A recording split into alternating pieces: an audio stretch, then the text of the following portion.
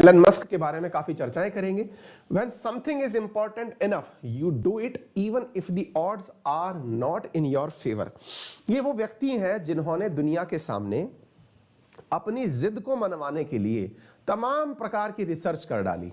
अपनी जिद चाहे फिर वो मंगल पर पहुंचने की हो, अपनी जिद फिर चाहे एक इंजीनियर की कहानी जिसने ना कि बायोलॉजी का क्षेत्र नापा हो बल्कि स्पेस का क्षेत्र नाप दिया, चाहे फिर वो मार्केट हो, कार की कंपनी हो, यानी कि इन्होंने जिस भी सेक्टर को टच किया उसके एक्सट्रीम पर पहुंचे और एक्सट्रीम पर पहुंच करके आज दुनिया के नंबर 1 पैसे वालों में इन्हें गिना जाता है।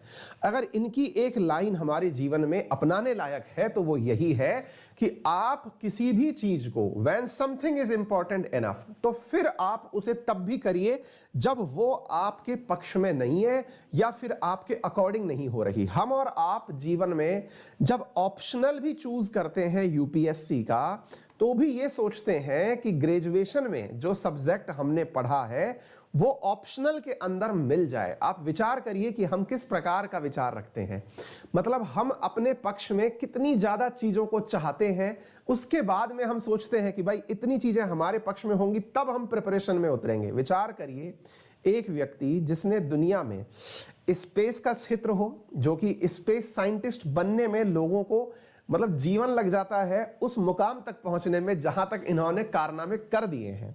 फिर चाहे इसके बाद में इलेक्ट्रिक कार निर्माण का काम हो जो कि अपने आप में बिल्कुल डिफरेंट काम है, फिर चाहे सैटेलाइट इंडस्ट्री की बात हो, चाहे फिर पैसों की बात हो, चाहे टेक्नोलॉजी की बात हो, और आज के एक सवाल में आप बायोलॉजी के सेक्टर में इनकी चर्चा करेंगे। और आप इस बात से अंदाजा लगा के देखिए कि हमने और आपने अपने आप को कितना रेस्ट्रिक्ट किया हुआ है चीजों को लेकर के। मेरे समर्थन में होंगी चीजें तो मैं आसानी से तैयारी कर पाऊंगा।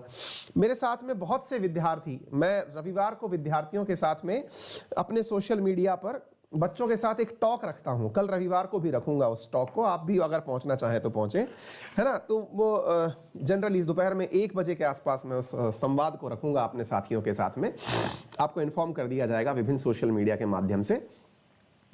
तो उस रविवार वार्ता में भी अक्सर जो मुझे कॉमन क्वेश्चन देखने को मिलता है ना, वो यही है, सर मेरा मीडियम हिंदी है, मैं कैसे तैयारी करूं यूपीएससी की, मुझे तो इंग्लिश आती ही नहीं है, क्या मैं हिंदी मीडियम से ही तैयारी कर सकता हूं क्या।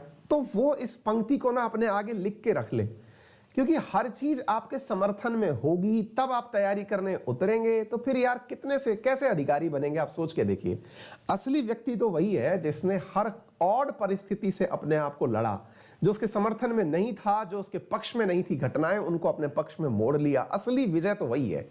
अब यह आपके ऊपर है कि आप इस चीज को कैसे देखते हैं।